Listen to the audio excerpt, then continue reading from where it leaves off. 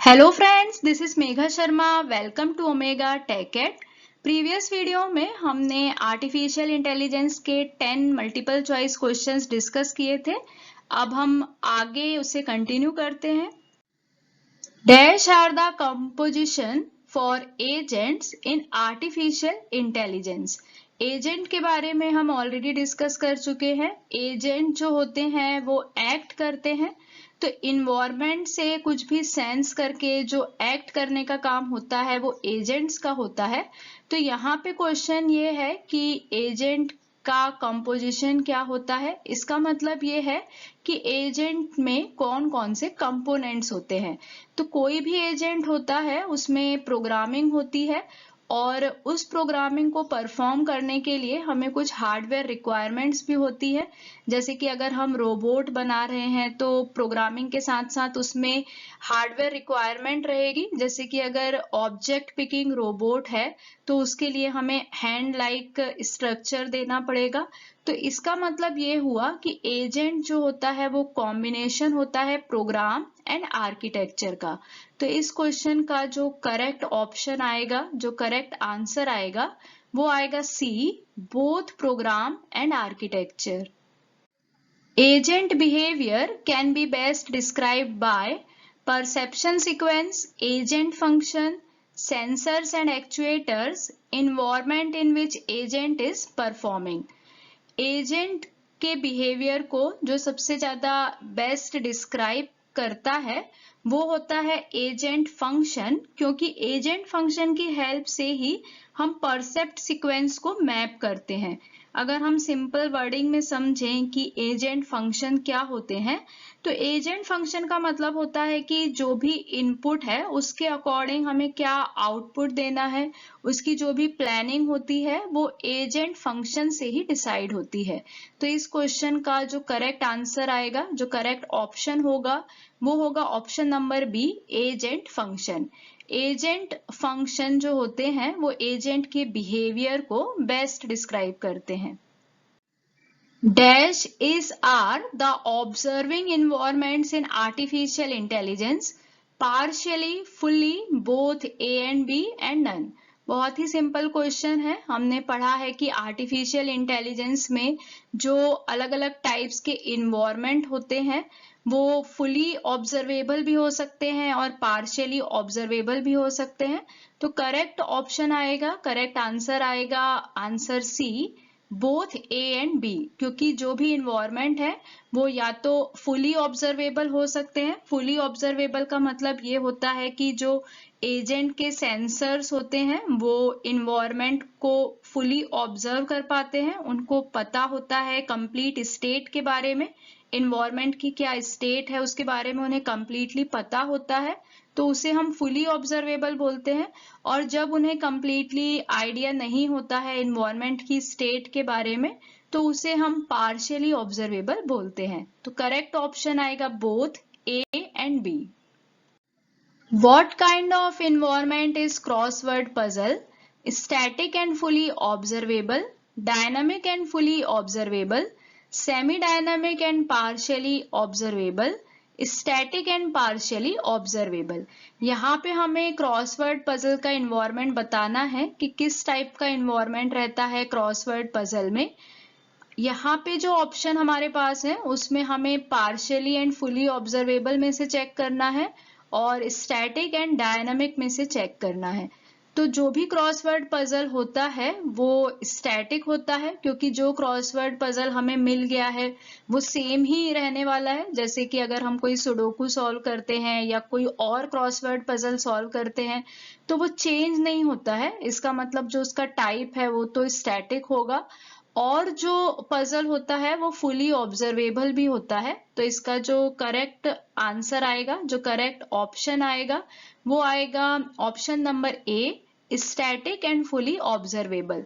यहाँ पे बहुत टाइप से क्वेश्चंस बन सकते हैं, अलग अलग गेम का बारे में पूछा जा सकता है, और जो डिफरेंट टाइप्स ऑफ इन्वायरमेंट हमने डिस्कस किए हैं उनमें से कोई सा भी ऑप्शन आ सकता है।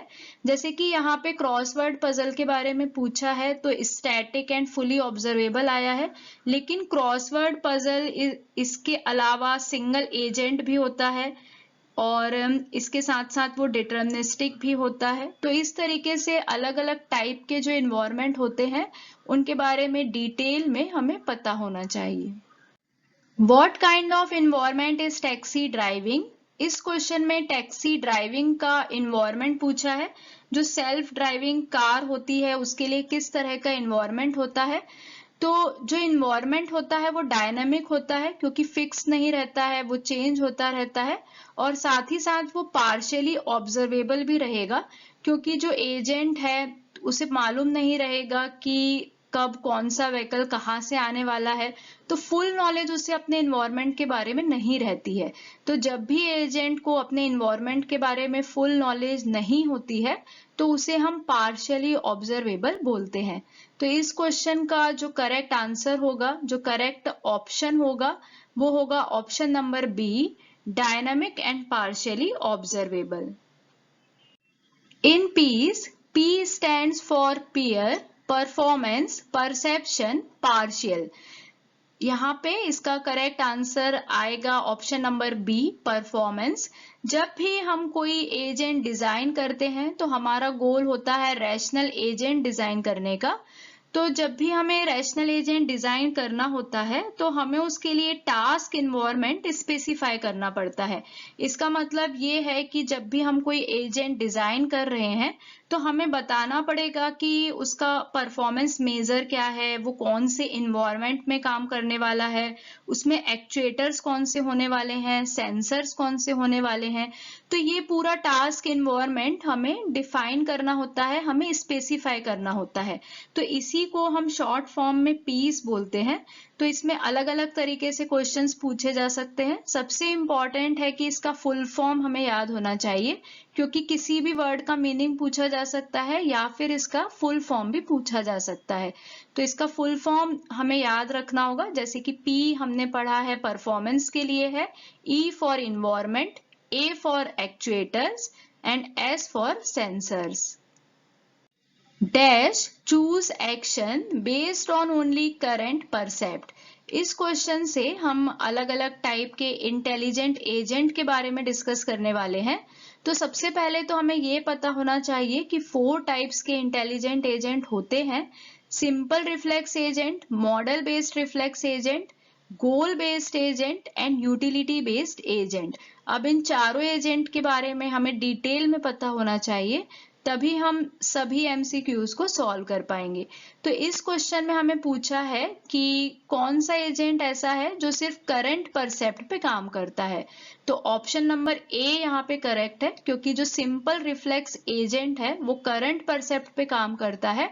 उसके नाम से ही समझ में आ रहा है रिफ्लेक्स एजेंट, एंड सिंपल है, सबसे सिंपल टाइप है ये एजेंट का।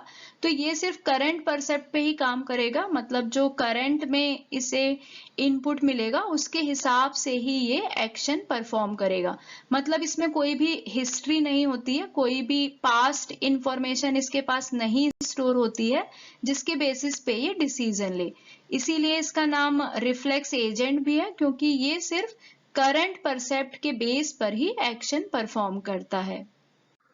Dash keeps track of the current state of the world using an internal model. कौन सा एजेंट ऐसा होता है जो कि इंटरनल मॉडल का यूज करता है। ऑप्शंस हैं simple reflex agent, model based reflex agent, goal based agent and utility based agent. Correct answer आएगा option number B, model based reflex agent. Model based reflex agent जो होते हैं उनको knowledge होती है how the world works.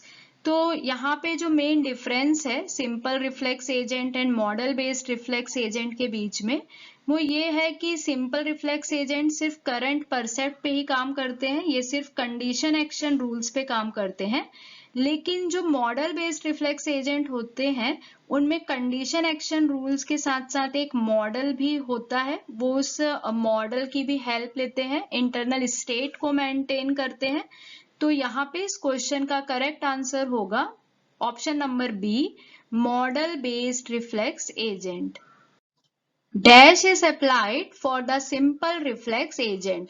Simple reflex agent में जो rule apply होता है वो होता है कंडीशन एक्शन रूल। एक कंडीशन होती है और उसके अकॉर्डिंग एक्शन परफॉर्म होता है। तो यहाँ पे जो करेक्ट ऑप्शन होगा वो होगा option number C, condition action rule. Utility based agent are the extension of goal based agent, model based agents, simple reflex agent and smart agent. Answer आएगा goal based agent. So correct option है option number A, goal based agent, क्योंकि goal based agent के बाद जो next agent हमारा बनता है वो बनता है utility based agent. Last question is the best AI agent is one which needs user input for solving any problem, can solve a problem on its own without any human intervention, need a similar exemplary problem in its knowledge base, all the above। तो यहाँ पे जो correct answer है वो है option number B, can solve a problem on its own without any human intervention. जो 4 type के agents हमने डिस्कस किए हैं उसके अलावा एक और टाइप का एजेंट होता है जिसे हम बोलते हैं लर्निंग एजेंट। तो वहां पे लर्निंग एजेंट का मतलब ही ये होता है कि जो अपने आप से लर्न कर पाए, तो उसको हम एक अलग से कैटेगरी में रख सकते हैं, लेकिन वो कॉम्बिनेशन होता है क्योंकि कोई भी एजेंट जो है, जो अलग अलग टाइप के एजेंट हमने पढ़े हैं, model based agent, goal based agent, utility agent, तो कोई भी एजेंट जो है वो लर्निंग एजेंट बन सकता है। तो एक अलग टाइप का जो एजेंट है उसे हम लर्निंग एजेंट बोलते हैं। 4 टाइप के अलावा जो नेक्स्ट एजेंट आता है वो लर्निंग एजेंट आता है। और लर्निंग एजेंट का मतलब ही ये होता है कि जो अपने आप से सीख पाए, अपने आप से प्रॉब्लम को सॉल्व कर पाए। तो जो बेस्ट एआई एजेंट होगा वो वही होगा जो कि अपने प्रॉब्लम्स को अपने आप सॉल्व करने के लिए केपेबल हो without any human intervention. Thank you so much for watching till here. अगर आपको वीडियो यूजफुल लगी है तो वीडियो को लाइक करें, फ्रेंड्स के साथ शेयर करें, और अगर आप चैनल पे न्यू हैं, अब तक चैनल को सब्सक्राइब नहीं किया है, तो चैनल को सब्सक्राइब करें और नोटिफिकेशन के लिए बेल आइकन प्रेस करें।